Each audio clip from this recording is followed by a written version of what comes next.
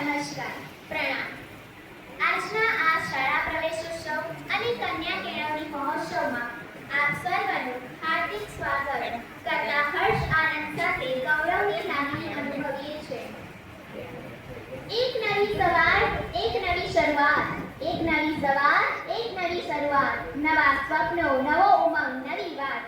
ચાલો કરીએ સ્વાગત આપણા ભવિષ્યનું, શિક્ષણના આ પાવન પર્વનું, પ્રવેશોત્સવનું। સૌપ્રથમ તો આજના આ દિવ્ય કાર્યક્રમમાં ઉપસ્થિત સૌ આદરણીય મહાનુભાવો, હોદ્દેદારો, માનનીય ગુરુજનો, વાલીઓ, મારી વાલી બહેનો, આપ સર્વનું અમે હાર્દિક સ્વાગત કરીએ છીએ। સ્વાગતમ સુસ્વાગતમ। આજે આપણી શાળાના પ્રાંગણમાં દેવી સ્વરૂપે ધોરણ 9 તથા 11ની વિદ્યાર્થીનીઓ શાળામાં પ્રવેશ મેળવી રહ્યા છે। આ ખૂબ જ આનંદનો અવસર છે। શિક્ષણ એ જ્ઞાનનો દીવો છે જે આપણા જીવનમાં અજવાળું પાથરે છે। તમસો મા જ્યોતિર્ગમય। કાર્યક્રમની શુભ શરૂઆત આપણે દીપ પ્રાગટ્ય દ્વારા કરીશું। હું ઉપસ્થિત મહેમાનશ્રી, વિવિધ હોદ્દેદારો તેમજ આપણી શાળાના આચાર્યશ્રીને વિનંતી કરું છું કે દીપ પ્રાગટ્ય દ્વારા આ કાર્યક્રમને ખુલ્લો મૂકશે।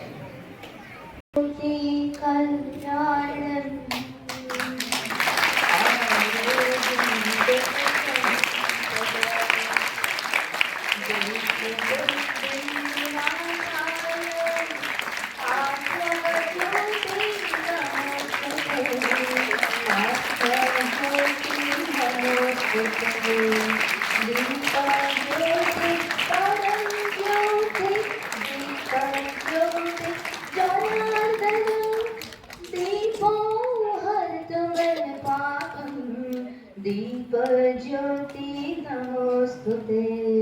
शुभं करोति कल्याणं आरोग्यं सुखसम्पदा।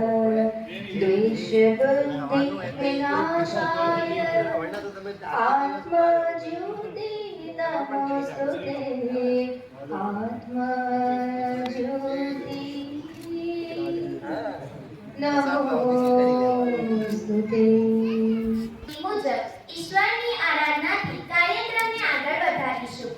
પ્રાર્થના એ શક્તિ અને શાંતિનો સ્ત્રોત છે। પુરુષાર્થ ઉપરાંત ઉત્તમ કર્મોની સિદ્ધિ માટે ઈશ્વર સામર્થ્ય શક્તિ પાસે મદદ માંગતી અરજીના શબ્દો એટલે જ પ્રાર્થના। પરમાત્મા સાથે સીધો વાર્તાલાપ।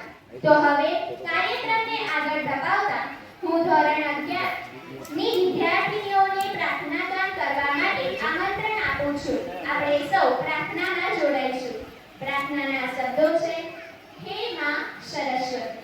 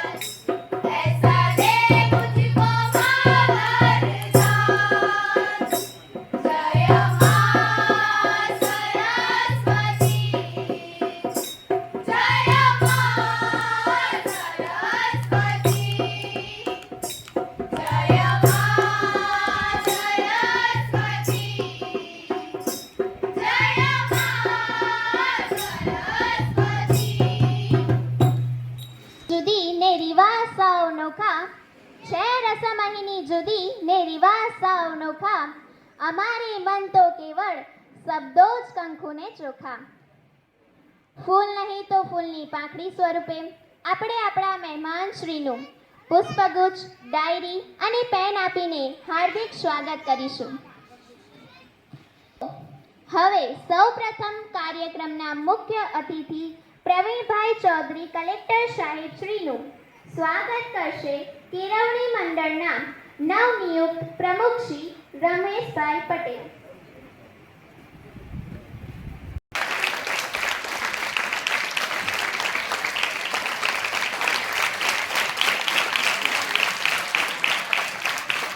શ્રી મનીષભાઈ ભોઈનું સ્વાગત કરશે કેળવણી મંડળના માજી પ્રમુખ શ્રી ઈશ્વરભાઈ પટેલ.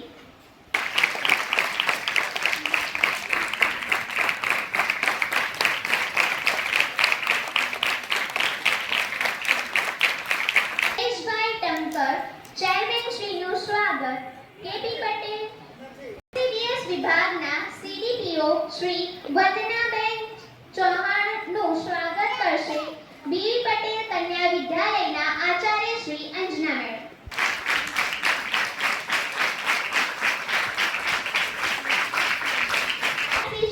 તેમનું સ્વાગત એમજી પટેલના આચાર્ય શ્રી વિજયભાઈ કરશે.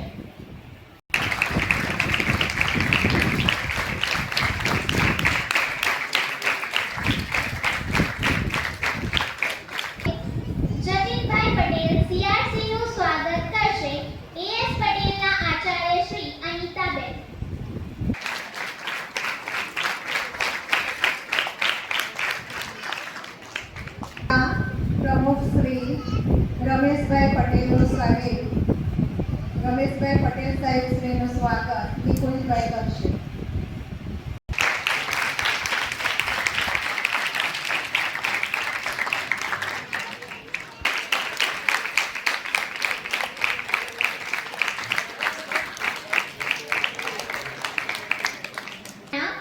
તમારા અહીંયા જ પગલા થવાના ચમનમાં બધાને ખબર થઈ ગઈ છે. ઝુકાવી છે ગરદન બધી ડાળીઓએ, આ ફૂલની એ નીચી નજર થઈ ગઈ છે. આજના કાર્યક્રમનો સૌથી મહત્વનો ભાગ શાળા પ્રવેશોત્સવ. આપણી શાળાના આંગણે ધોરણ 9 અને 11ની બહેનો પ્રવેશ કરશે. વિદ્યાર્થીની એ આપણા દેશનું ભાવિ છે. તો આ કાર્યક્રમમાં ધોરણ 9 અને 11ની વિદ્યાર્થીનીઓને શાળામાં પ્રવેશ કરાવવામાં આવશે. હું વિદ્યાર્થીનીઓ અને તેમના વાલીઓનું હાર્દિક સ્વાગત કરું છું, અભિનંદન પાઠવું છું, આવકારું છું.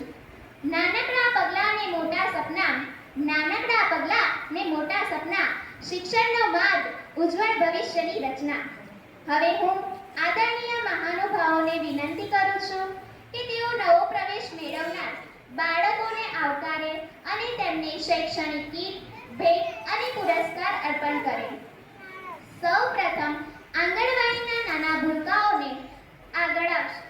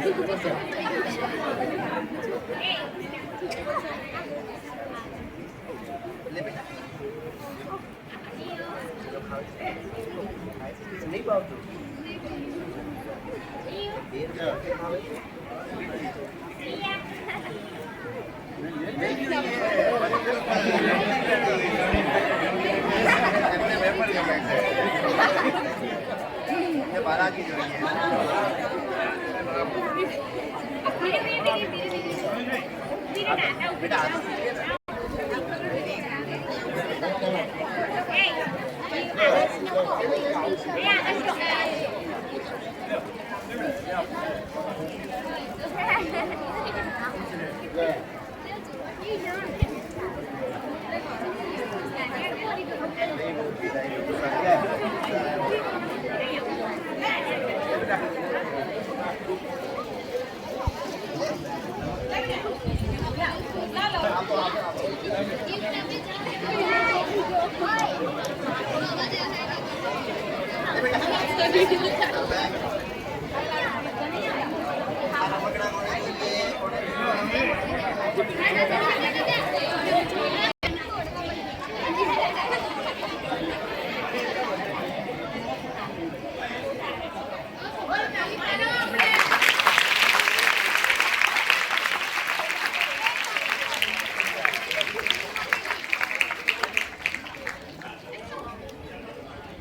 વિદ્યાર્થીનીઓને કંકુ તિલક કરી શૈક્ષણિક કીટ ભેટ આપીને તેમનો પ્રવેશ કરાવશે.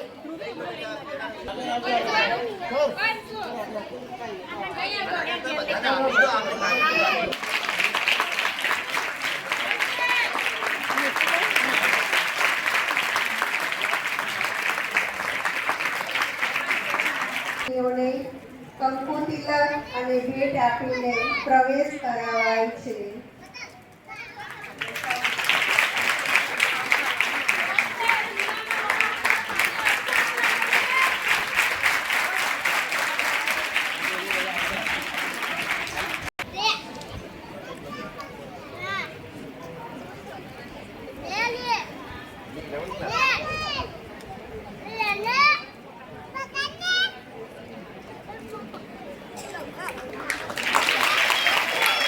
એક લીલા પાનની જરૂર હોય અને આખી વસંત ઘરે લઈને આવે એનું નામ એટલે કે દીકરી.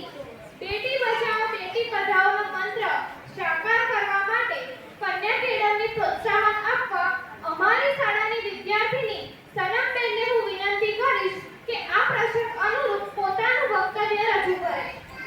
ગુરુજનો, મહેમાનશ્રી તથા આદરણીય મહેમાનશ્રીઓ, વડીલો તથા મારા વાલા વિદ્યાર્થી મિત્રો અને શિક્ષણગણ, મારું નામ શેખ સનમનાજ રસીદભાઈ છે. હું ધોરણ 11 માં અભ્યાસ કરું છું. આજે હું તમને આ શાળાના પ્રયોગો પર બેટી બચાવો બેટી પઢાઓ વિશે કંઈક કહેવા માંગુ છું. ઘર આખાની રોનક છે દીકરી, જીવનમાં ખીલેલ કમળ છે દીકરી. ઘર આખાની રોનક છે દીકરી, જીવનમાં ખીલેલ કમળ છે દીકરી. ક્યારેક તડકા જેમ મગમગ સોહાતી, ક્યારેક શીતળ ચાંદની છે દીકરી. ક્યારેક તડકા જેમ મગમગ સોહાતી, ક્યારેક શીતળ ચાંદની છે દીકરી. તો કેમ પ્રતિબંધ તેના જન્મવા સામે આપણી આવતીકાલ છે દીકરી. હરિયાણા ભારતનું સૌથી ઓછું જાતિ પ્રમાણ ધરાવતું રાજ્ય છે.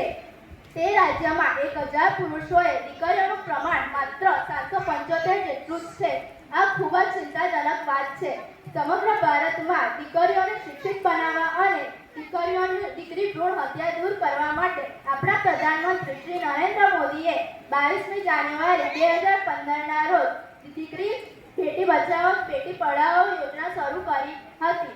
ત્યારબાદ આ યોજના ભારત દેશના 100 જેટલા જિલ્લાઓમાં લાગુ કરવામાં આવી છે. મિત્રો, આપણે સૌ જાણીએ છીએ કે દીકરીઓ આપણા દેશનું ગૌરવ છે. દીકરીઓ આપણા સમાજનું ઘરેણું છે. પહેલાના સમયમાં લોકો દીકરીઓને બહુ જ સમજતા હતા, પણ અત્યારે સમય બદલાય છે. દીકરીઓ પણ દીકરાઓ જેટલી જ સક્ષમ બની છે. તે બધા જ ક્ષેત્રોમાં આગળ વધી રહી છે. તે પછી શિક્ષણ હોય, રમતગમત હોય કે પછી અવકાશ વિજ્ઞાન. બેટી બચાવો એટલે બેટી બચાવવાની અને બેટી પઢાઓ એટલે દીકરીને ભણાવવાની વાત શા માટે કરીએ છીએ? કારણ કે કમનસીબે હજુ પણ કેટલાક લોકો દીકરીઓને જન્મ પહેલા જ દુનિયામાં આવવા દેતા નથી. દીકરીઓને પણ આ દુનિયામાં જીવવાનો, ભણવાનો અને આગળ વધવાનો પૂરો અધિકાર છે. આ પ્રયાસોનો મુખ્ય ઉદ્દેશ્ય એ છે કે આપણે દીકરીઓને શાળાએ મોકલીએ, ભણાવીએ અને તેમને પોતાના પગ પર ઊભા કરીએ. આજે આ પ્રયાસોમાં દીકરીઓને આપણે આગળ વધારવાની છે. દીકરીઓ ભણે છે ત્યારે તે માત્ર પોતાનું જ નહીં પણ પોતાના પરિવારનું અને પોતાના સમાજનું ભવિષ્ય ઉજ્જવળ બનાવે છે. શિક્ષિત દીકરી જ આપણા સમાજનું નિર્માણ કરે છે. આજે આ નાની દીકરીઓ જ્યારે શાળામાં પ્રવેશ કરે છે ત્યારે તેમને જોઈને મને ખૂબ જ આનંદ થાય છે. દીકરી આપણા સમાજમાં આગળ વધે છે. આજે આ નાની દીકરીઓ શાળાએ જાય છે અને આગળ વધે છે. દીકરીઓ કલનો દરિયો છે અને બેટી હે તો કલ હે. આજે આપણે સૌ સંકલ્પ લઈએ કે આપણે દીકરીઓને બચાવીશું, ભણાવીશું અને તેમને આગળ વધવામાં મદદ કરીશું. આભાર. नारी को कमजोर मत समझो, नारी को कमजोर मत समझो. ये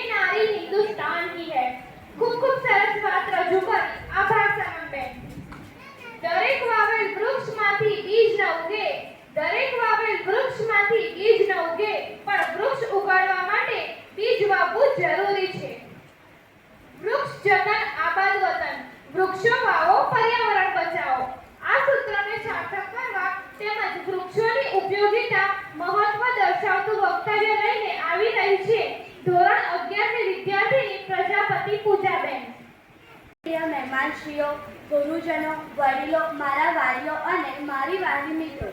મારું નામ પ્રજાપતિ પૂજા રાજેશભાઈ છે અને હું ધોરણ 11માં અભ્યાસ કરું છું. આજે કન્યા કેળવણી મહોત્સવ અને પ્રવેશોત્સવ 2025-26ના આ શુભ પ્રસંગે મને વૃક્ષારોપણ વિશે કંઈક કહેવાનો મોકો મળ્યો છે. તેનો મને ખૂબ જ આનંદ છે. આપણે જાણીએ છીએ કે વૃક્ષો આપણા જીવન માટે કેટલા મહત્વના છે. વૃક્ષો આપણને ઓક્સિજન આપે છે, જે શ્વાસ લેવા માટે ખૂબ જરૂરી છે. વૃક્ષો વરસાદ લાવે છે અને વાતાવરણને ઠંડુ રાખે છે. ટૂંકમાં વૃક્ષો વગર પૃથ્વી પર જીવન શક્ય નથી. આપણે સૌ જોઈ રહ્યા છીએ કે વૃક્ષો કપાઈ રહ્યા છે અને જંગલો ઓછા થઈ રહ્યા છે. તેના કારણે પર્યાવરણમાં ઘણા ફેરફારો આવી રહ્યા છે, જેમ કે ગરમી વધવી, વરસાદ ઓછો થવો અને પ્રદૂષણ વધવું. આ બધું આપણા સ્વાસ્થ્ય અને ભવિષ્ય માટે સારું નથી. શાળામાં આજે જે દીકરીઓ પ્રવેશ કરી રહ્યા છે તેમને પણ આપણે વૃક્ષોનું મહત્ત્વ સમજાવવું જોઈએ. અને કન્યા કેળવણી દ્વારા આપણે જે દીકરીઓને ભણાવીએ છીએ અને એક શિક્ષિત દીકરી પોતાના જ્ઞાન દ્વારા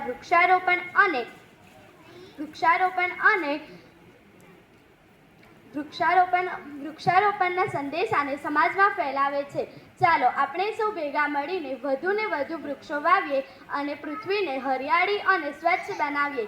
યાદ રાખીએ, એક વૃક્ષ 100 પુત્ર સમાન છે. આભાર. સરસ. આભાર પૂજાબેન. સાચું સન્માન તો કાર્યની સિદ્ધિ છે. મનુષ્યનો શ્રમ જ આપે છે તેને શ્રેષ્ઠ પદ.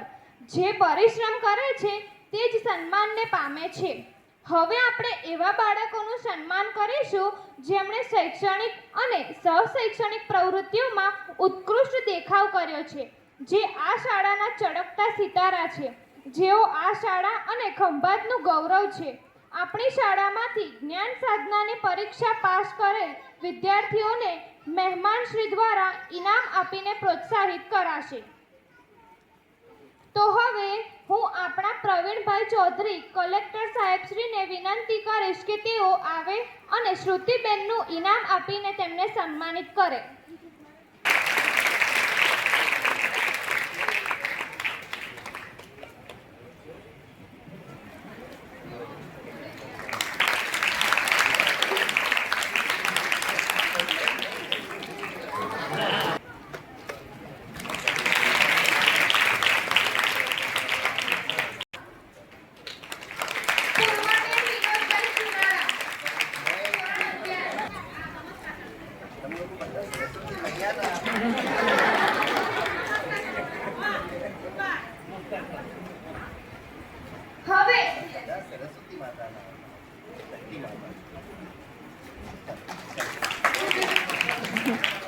તૃતીય અને તૃતીય નંબર મેળવી શાળાનું ગૌરવ વધારનાર વિદ્યાર્થીઓને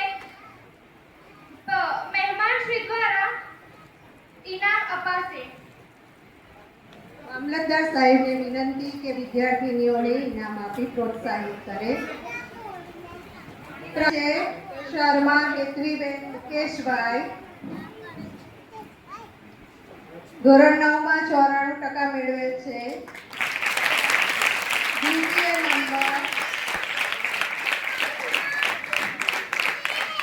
દ્વિતીય નંબર સક્સેના રત્નાબેન અશોકભાઈ ધોરણ 9માં 90% મેળવે છે.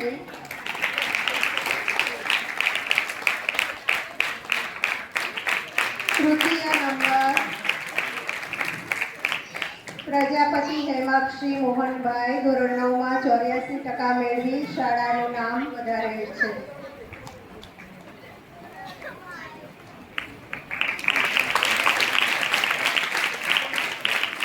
ધોરણ 11માં પ્રથમ નંબર છે ચુનારા ધારાબેન સંજયભાઈ. મહેમાનશ્રીના હાથે ઇનામ ગ્રહણ કરશે.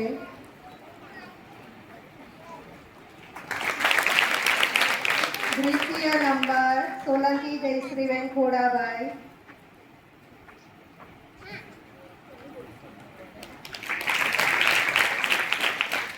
તૃતીય નંબર પ્રજાપતિ તુલસીબેન મહેમાનશ્રીના હસ્તે ઇનામ ગ્રહણ કરશે.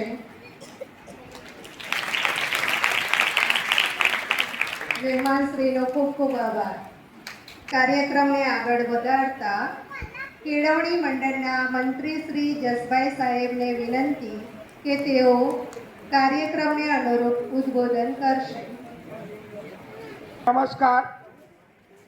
પ્રાચીન નગરી ખંભાતના ઉત્તર દિશાના ખૂણે બેઠેલીમાં ઉમાના પટાંગણમાં જ્યારે આજે જિલ્લાના વડાશ્રી પધારી રહ્યા છે ને નાના ભૂલકાઓ અને 9 અને 11ની બાળાઓનો એક પ્રવેશ ઉત્સવ ઉજવાઈ રહ્યો છે, ત્યારે સાહેબને મારે એટલું જ કહેવું છે કે ગુજરાતની અંદર એક કહેવત છે કે મોર પીછે રળિયામણો. આ બધા અમારા પીછા છે અને એની જ કહેવતને જો અવરી બોલીએ તો પીછાથી મોર રળિયામણો. એ અમારા પીછાય છે, એ અમારા મોર છે. અમને આટલા બધા જો આગળ લાવવામાં કોઈએ બહુ વધારે વિશેષ યોગ ફળો આપ્યો હોય તો અમારા બાળકો અને મારો આ ખૂબ કિંમતી એવો સ્ટાફ કે જેણે આ સંસ્થા માટે ખૂબ કર્યું છે. મારા ત્રણેય આચાર્યશ્રીઓની તો હું વાત જ કરું તો રાત દિવસ એમને સતત આ સંસ્થા જ એમના મગજમાં છે. જ્યારે જુઓ ત્યારે સંસ્થાની વાતો કરી રહ્યા છે. મોદી સાહેબ 2001 પછી જ્યારે અહીંથી ગયા ત્યારે આ પ્રવેશ ઉત્સવનો એક મહાન કાર્યક્રમ મૂકતા ગયા અને આજે આ એક કાર્યક્રમ એટલો મોટો વટ વૃક્ષ બની ગયો છે. ગુજરાતના ગામડે ગામડે 26, 27, 28 આ 3 તારીખો જબરજસ્ત આ કાર્યક્રમો થઈ રહ્યા છે. એના કારણે એક તો ડ્રોપ આઉટ રેશિયો ઘટી ગયો, બાળકોને સ્કૂલ પ્રત્યે ખૂબ મજાની એક એ જાગી કે ભાઈ અહીંયા ક્યાં તો બીક છે જ નહીં, હવે સ્કૂલે જ જવાય, આવી એક ભાવના ઊભી થાય. અને આજે આ એક કાર્યક્રમ દરેકે દરેક શાળાનો, દરેક વાલીઓનો અને એની સાથે સાથે દરેક સંસ્થાનો બની ગયો અને દરેક સંસ્થા ખૂબ સારી રીતે એને ઉજવી રહી છે. સાથે સાથે એક મજાની ગીતની 4 પંક્તિ મોદી સાહેબને ખૂબ પ્રિય હતી અને એમનો એક જે અભિગમ હતો કે બેટી બચાવો બેટી પઢાઓ, એના અનુરૂપ 2-3 કડી હું તમને ગવડાવીશ. આ નાના બાળકોએ હું જેમ ગવડાવું એમ એ કડી એમની સાથે એમણે ગાવાની છે, ધ્યાન રાખજો. મજાનો રાગ છે, તમને પણ મજા પડશે. બરાબર? મારા દાદાને જઈ કોઈ કહેજો એટલું દીકરીને ભણવા મોકલે.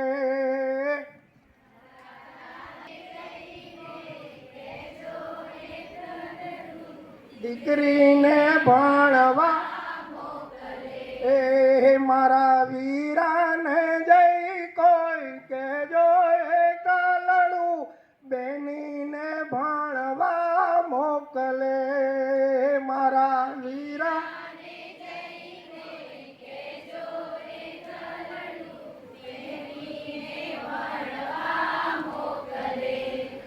દીકરી ભણશે નહીં તો કે ચાલશે.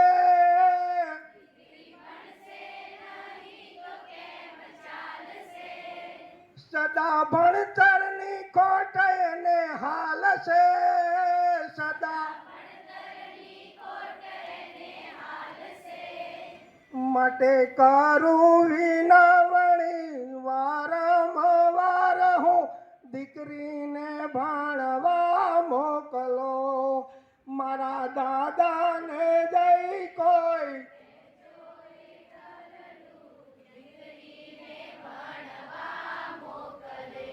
આ સંદેશો ઘેર ઘેર પહોંચાડો.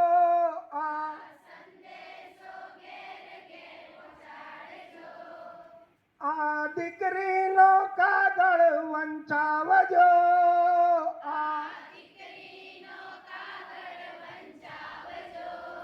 માટે કરું વિનવણી વારંવાર હું દીકરીને ભણવા મોકલો.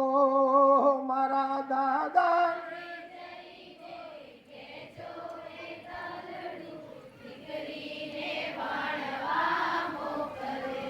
આ મોદી સાહેબનો સંદેશ છે. આપ સૌ જીવનમાં ઉતારજો. તમે પણ જ્યારે વડીલો બનો તમારા બાળકો માટે ભણવાની બાબતે કોઈ કચાશ ના રાખશો. આ સંસ્થાનો એક જ નિયમ છે, કોઈ પણ ગરીબનું બાળક હોય ક્યારેય પણ એની ફીના કારણે એનું ભણવાનું નથી છૂટ્યું. એ છેલ્લા 5-7 વર્ષથી હું જોઈ રહ્યો છું. આજથી 5-7 વર્ષ પહેલાં આવા જ એક કાર્યક્રમમાં આપણા આણંદના કલેક્ટર તે વખતના દવા ઉડાડ્યા હતા. જોકે આમ તો આપણા સમાજના કે આપણા જ્ઞાતિના હતા એવું કહું એ રીતે નથી કહેતો, પણ આજે આ ચૌધરી સાહેબ પધાર્યા છે. ધવલ સાહેબે 5 લાખ રૂપિયાની ગ્રાન્ટ આસ્કત આપી હતી. સાહેબને બહુ વિનંતી કરું છું, તમારા સ્વભંડોળમાંથી કે ગમે એમાંથી કંઈક થોડો આ સંસ્થાને આપજો. આ સંસ્થા અમે અત્યારે સુધી તો માગી તાગીને જ ચલાવીએ છીએ, પણ આ તો પેલું પટેલો છે ને સાહેબ, બકરી જેવા છે. જ્યારે જઈએ ત્યારે દૂધ મળે એમ પટેલો પાસે જ્યારે જઈએ ત્યારે દાન તો મળતું હોય છે. પણ તમે આટલા મોટા હોદ્દા ઉપર છો, જો કંઈક તમારાથી સગવડ થાય તો કરજો. અસ્તુ. જય હિન્દ, જય ભારત, જય હિન્દ.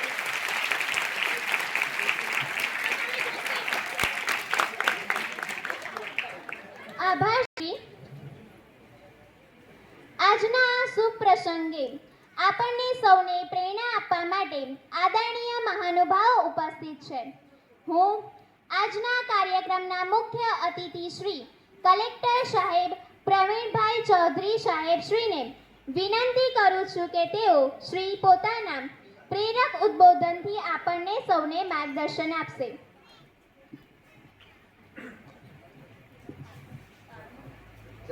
નમસ્કાર.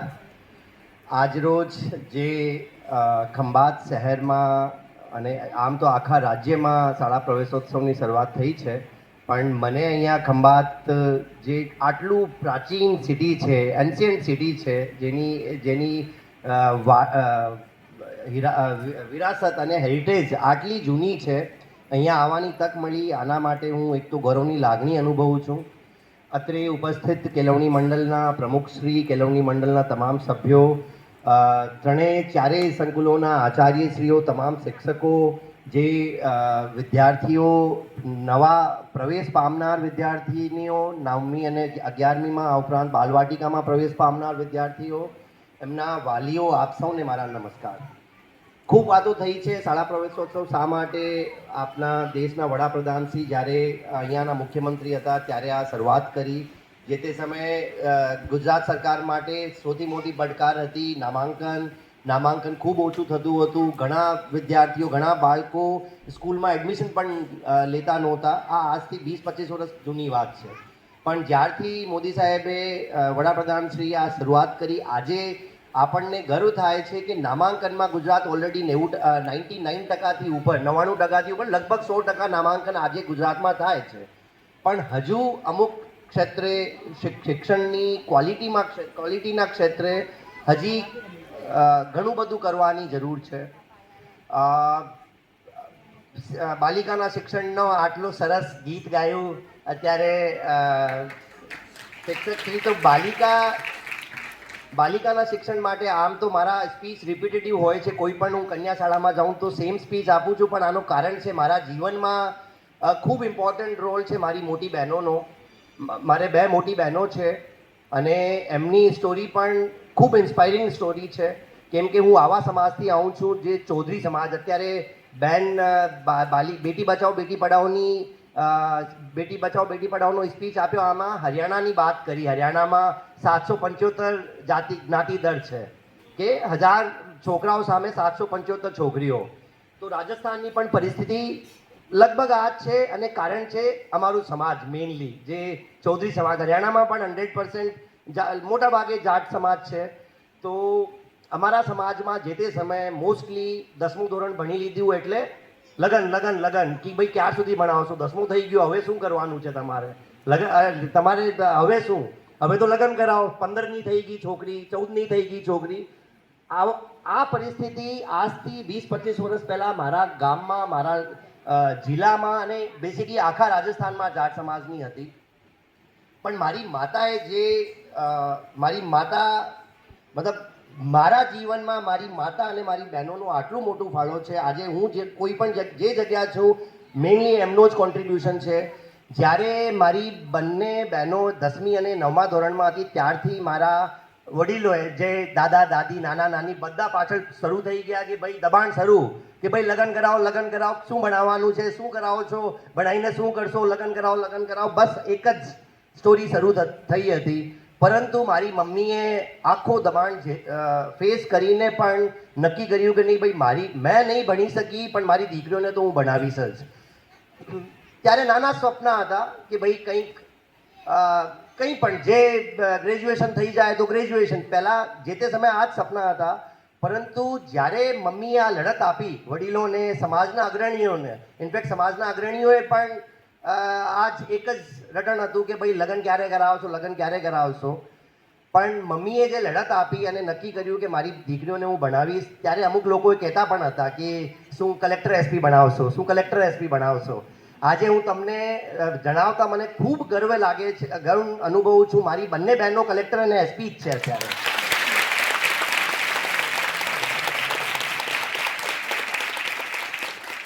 મારા એક મોટા બહેન ગુજરાતમાં જ આઈપીએસ ઓફિસર છે, એ પોલીસના ખૂબ મોટા ઓફિસર છે, આણંદના અત્યારે આઈજી છે, જે આણંદ, નડિયાદ અને અમદાવાદ ત્રણેય જિલ્લાના આઈજી તરીકે ફરજ બજાવે છે. બીજા બહેન મહારાષ્ટ્રમાં પહેલાં બોમ્બે કલેક્ટર હતા, અત્યારે નેશનલ ગેલેરી ફોર મોડર્ન આર્ટ્સના ડાયરેક્ટર છે, એ પણ આઈએએસ છે.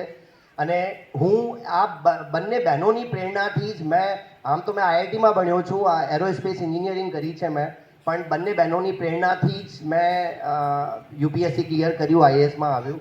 તો અહીંયા જેટલી દીકરીઓ બેઠી છે અને જે અત્યારે પ્રણામનો એક નાનો ઇન્સિડન્ટ થયું, તો તમે સમજો તમે બધા મા શક્તિના અવતાર છો, મા શક્તિ રૂપેણ સ્વરૂપા છો તમે બધા. તો આપ સૌએ જે ધારો છો તમારા કરતાં તમારી જે સંકલ્પ શક્તિ છે, મેં મારી માના જીવનમાં જોઈ છે, મારી મમ્મીને જીવનમાં ક્લિયર કટ જોઈ છે કે જે સંકલ્પની શક્તિ આપ લોકોમાં છે, જે દીકરીઓમાં છે, મા સરસ્વતી, મા શક્તિના અવતાર રૂપી તમ લોકોમાં છે, તમારી સંકલ્પ શક્તિ સામે બધું ફેંકવું છે. અને જો તમે ધારશો કે ભાઈ મારે મારા પરિવારની અને જેટલું દીકરી સમાજનું નામ રોશન કરી શકે છે ને, ભલે દીકરાઓને ખોટું લાગે પણ દીકરાઓ આટલું નામ રોશન નહીં કરી શકતા.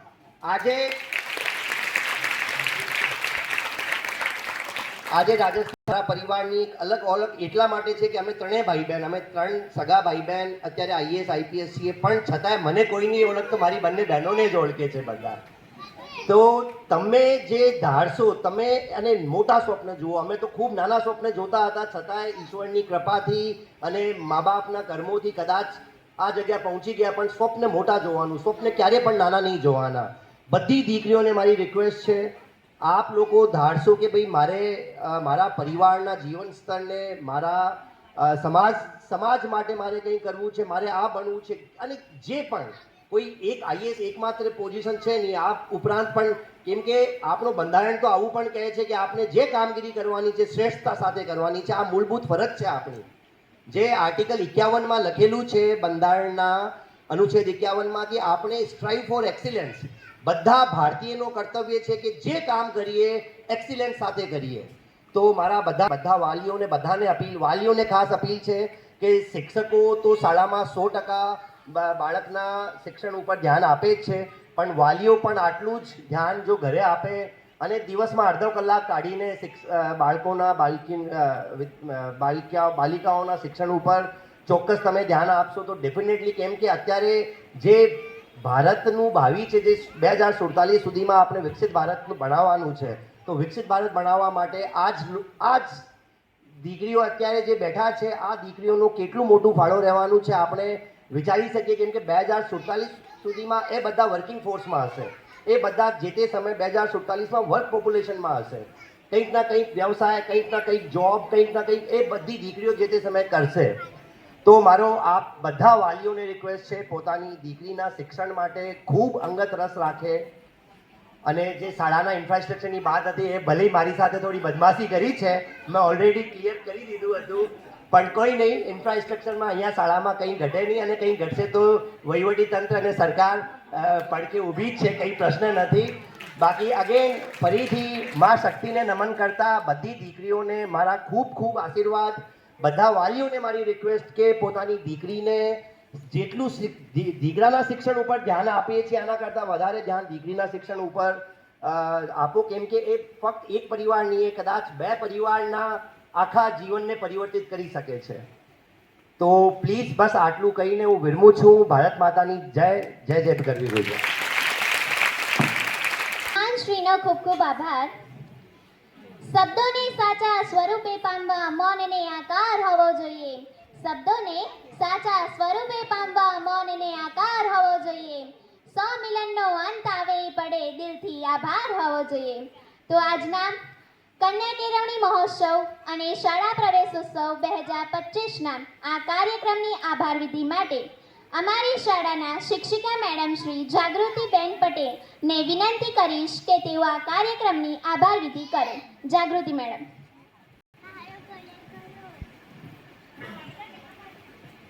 મોકો મળ્યો છે મુજને ત્યારે આ મોકાનો લાભ હું ઉઠાવી લઉં.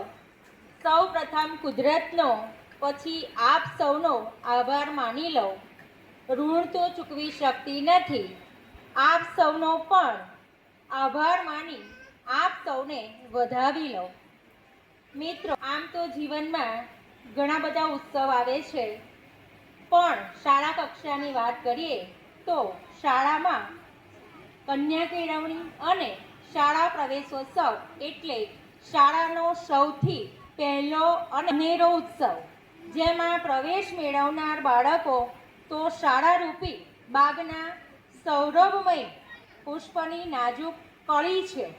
ત્યારે આ કળીને ખીલવવા અને શિક્ષણરૂપી સૌરભને પ્રદાન કરવાની જવાબદારી શિક્ષકના શિરે છે. ત્યારે અમારા ઉત્સાહને વધારવા અને માર્ગદર્શન આપવા પોતાનો કિંમતી સમય ફાળવીને આ અવસરમાં ઉપસ્થિત રહેનાર મુખ્ય મહેમાન એવા આણંદના કલેક્ટર શ્રી પ્રવીણભાઈ ચૌધરી સાહેબ, ખંભાતના મામલતદાર શ્રી મનીષભાઈ ભોઈ સાહેબ, સીડીપીઓ વંદનાબેન ચૌહાણ તથા બીઆરસી કોઓર્ડિનેટર શ્રી મનીષભાઈ પટેલ સાહેબ, સીઆરસી શ્રી જતીનભાઈ પટેલ સાહેબ તથા આપણી સમક્ષ ઉપસ્થિત શ્રી 42 ગામ ચરોતર પાટીદાર કેળવણી મંડળના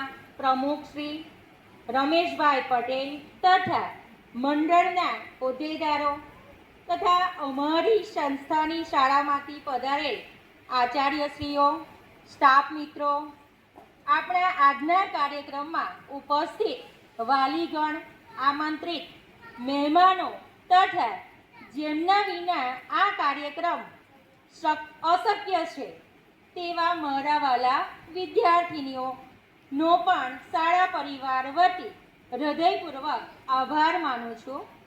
આ કાર્યક્રમને સફળ બનાવવા જેમનો ફાળો રહ્યો છે તે સૌનો ખૂબ ખૂબ આભાર.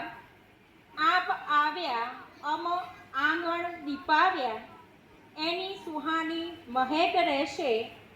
આપના શબ્દોની સરવાણીની ચહેક એવી કે જે કાયમ રહેશે.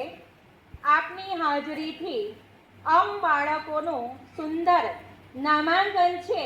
ત્યારે ઘણું કહેવું છે, પણ સમયનું સીમાંકન છે. ફરીથી આપ સૌનો ખૂબ ખૂબ આભાર. અસ્તુ.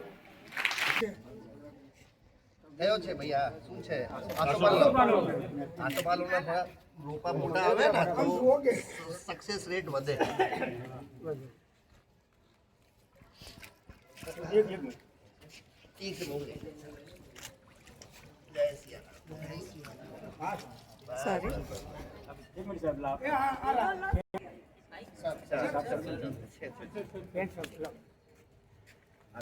Thank you.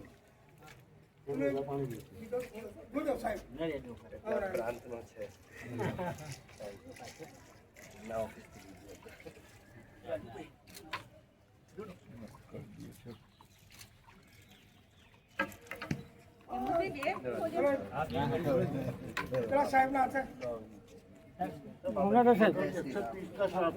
वो देखा मैंने, साहब देखा मेरे को समझ में आया, बोलो में नहीं आ रहे थे. આ રાખશો તમે ખરેખર?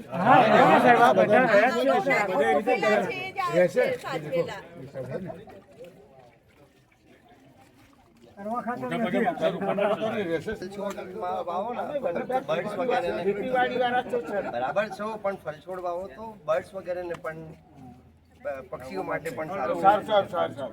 આ આસોપાલવ કોઈ બર્ડને સપોર્ટ નહીં કરતું.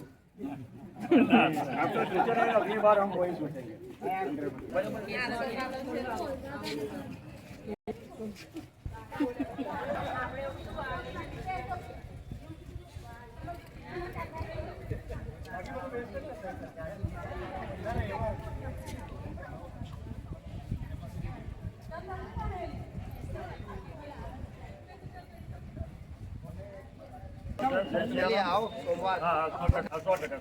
ચલો જય શ્રી ઓપન કરો ને એટલે તમારા પૈસા કપાઈ જાય. એટલે તમારા મા બાપ એ તમને જ્યારે પણ તમને મોબાઈલ આપે, અત્યારે ભણવાનું બધું મોબાઈલમાં થઈ ગયું, તમને ખબર હોય તો મોબાઈલમાં જ આવે છે ને બધું અત્યારે. તો તમે શું ઓપન કરો છો ને એનું આપણને ખબર હોવી જોઈએ આપણને કે તમે શું ઓપન કરી રહ્યા છો એમ. વોટ્સઅપની અંદર તમે કોઈ પણ કાર્ય કરો તો એ કાર્યને કરતાં પહેલાં 100 વાર વિચાર કરવો પડે. એટલે કે લાલચમાં નહીં આવવાનું એમ. કોઈ પણ મેસેજ આવ્યો એટલે તરત તમે ફટાક દઈને ઓપન કરી નાખો, પણ ઓપન નહીં કરવાનો ક્યારેય તે. આપણને ખબર ના પડતી હોય તો એમનામ રહેવા દો. કારણ કે મા બાપ તો શું છે, અમને મોબાઈલ આપી પછી એમના બી કામ હોય, ઘણા બધા કામ હોય એ નીકળી જતા હોય છે, બરાબર. એટલે એમને તો એવું જ હોય કે ભાઈ મેં મારા દીકરા કે દીકરીને મોબાઈલ આપ્યો છે, તે ભણ જ છે, પણ ભણવાની સાથે બધા ઘણા બધા અલગ કાર્ય થતા હોય છે. હા, મેસેજમાં વાત કરવાનું ચાલુ થઈ જશે. હા, એ બનાવો તો એમ. પણ એ સમય આપણે ખાલી મોબાઈલમાં જ કાઢ્યો. હા, એટલે મોબાઈલ છે ને એ અત્યારનો આ જમાનાની અંદર જો દુશ્મનમાં દુશ્મન હોય તો અત્યારે તો મોબાઈલ છે. એટલે મોબાઈલની ટેવ બહુ પાડવી નહીં. મેસેજ કરવા, વાતચીત કરવી, પછી આ બધી ટેવ પડે ને પડી જાય. એટલે મહેરબાની કરી આવા કોઈ પણ કાર્ય ના કરો. બીજું સાયબર ક્રાઇમ એવું થાય છે કે ભાઈ આ બેન છે તો એનામાં ડાયરેક્ટ વિડીયો કોલ આવશે, અનનોન નંબરથી ડાયરેક્ટ વિડીયો કોલ આવે, એને તમે ઓપન કરો ને એટલે એમાં એ રીતની એપ્લિકેશન આવે કે તમે એની અંદર જ જતા જાઓ. આ એ બહુ ઓપન અને સમજવા જેવી વાત છે. અને પછી તમારી જોડે બ્લેકમેલિંગ થાય છે. હમણાં અમારે એક વાસણાની એક છોકરી હતી, એને આ રીતનો એક વિડીયો ઓપન કર્યો એટલે એને બ્લેકમેલ ચાલુ થઈ ગઈ. એન્જિનિયર હતી પોતે, પણ તે અને ગભરાવાની જરૂર નથી. તમારે સીધું પોલીસ સ્ટેશન આવી જવાનું, કાં તો 100 નંબર ડાયલ કરવાનો, ક્યાં તો 1930 નંબર યાદ રાખવાનો. શું નંબર? એની ઉપર તાત્કાલિક ધોરણે તમારે ફરિયાદ કરી દેવાની. 1930 નંબર. ખ્યાલ આવ્યો? આ અત્યારના જે મા બાપ છે એ તમારા ભણવા માટેના પ્રયત્નશીલ હોય, તમારા માટે મહેનત કરતા હોય, મજૂરી કરતા હોય, એમના મોબાઈલ કે એજ્યુકેશનની કદાચ ખબર ના પડતી હોય તો તમે સમજાવો કે આવું નહીં કરવું એમ. આવી બધી ભૂલના કામે કરેલા 10, 15 હજાર, 20 હજાર તમારા માટે કંઈ નથી, પણ એના માટે બહુ પ્રાધાન્ય હોય છે. એટલે ખાસ તમારે ધ્યાન આપવાનું કે કોઈ પણ લિંક ઓપન નહીં કરવી. કોઈ વિડીયો કોલ એના અનનોન નંબર હોય તો એને રિસીવ નહીં કરવો. કોઈ પણ મેસેજિંગમાં હવે એવું થયું છે કે ભાઈ વોટ્સઅપમાં બધાને ખ્યાલ આવી ગયો એટલે મેસેજ છોડે. કેવો મેસેજ છોડે કે ભાઈ મેં આમના ખાતામાં નાખ્યા, તો એવું પણ આવી જાય કે ભાઈ ખાતામાં 1 લાખ રૂપિયા પડી ગયા, એવો મેસેજ પડશે. પણ જ્યારે તમારું એકાઉન્ટ તમે ઓપન કરશો ને તો એમાં દેખાશે નહીં કે ભાઈ 1 લાખ રૂપિયા નહીં દેખાય, ખાલી મેસેજ. એટલે તમે ખાલી મેસેજ જો એટલે શું, હા ભાઈ 1 લાખ રૂપિયા આવી ગયા એટલે તરત તમે નાખી દો. આ અમારી જોડે, અમારા સ્ટાફ જોડે બી થયેલું છે કે ભાઈ હું પોલીસના મેઇન વડામાંથી બોલું છું, કચેરીમાંથી 20,000 રૂપિયા ટ્રાન્સફર કરો, હું તમારામાં ટ્રાન્સફર કરું છું એમ. આ અમારા કિસ્સાની વાત કરું. એટલે અમે જોયું મેસેજ પણ પડ્યો, સારું મેસેજ તો આવી ગયો છે. એટલે એ નાખવા પણ જતા હતા, પણ એમણે વિચાર્યું કે જોવા દે ને ભાઈ, એક મેસેજ તો જોવા દે અંદર એકાઉન્ટમાં કાયા છે કેમ. તો જોયું તો આયા નતા, ખાલી મેસેજ આવ્યો. એટલે આવા બી ફ્રોડ થતા હોય છે. કોલ સેન્ટર કહેવાય આના, ગુજરાતી ભાષામાં કોલ સેન્ટર. એટલે આવા કોલ સેન્ટરથી જ બચવાનું. આ જે છે ને બધા હોશિયાર હોય. એટલે હંમેશા મોબાઈલનો ઉપયોગ કરો, એ સારી વસ્તુ છે. મા બાપ તમને આપે છે તમારા માટે આપે છે, ભણવા માટે આપે છે, એનો નહીં કે મિસયુઝ કરવા માટે. તમે તમારું થોડું પણ કાર્ય કરો ને એમાં ફેમિલીને કેટલી તકલીફ થાય છે એ તો એમને જ ખબર છે. જેમ તમે બહારના નાસ્તા કરો છો પણ ફેમિલી સવારમાં ઉઠીને તમારા મા બાપ તમારા માટે જે જમવાનું બનાવે છે અને એ તમે જમતા નથી, બહાર જઈને પછી પગ ખાઈ આવશે, પણ એ ખબર નથી કે જમવાનું બનાવવા માટે કેટલો પ્રયત્ન થાય છે. તો બને ત્યાં સુધી ઘરનું જમવાનું જમો, બહારનું જમવાનું ને છોડો, કારણ કે બીમારીઓ તેનાથી જ વધે છે. બરાબર? એટલે બને ત્યાં સુધી પ્રયત્ન બહારના જમવાના ટાળવો જોઈએ. જમવું જોઈએ બહારનું કોક ટાઈમ આપણી ઈચ્છા થાય પાણીપુરીની તો ખાવી જોઈએ, કંઈ વાંધો નહીં, કારણ કે છોકરીઓને તો પાણીપુરી વધારે ભાવે. એટલે ખાવી જોઈએ. બરાબર? પછી અહીંયા વિશ્વ ઉભી થાય.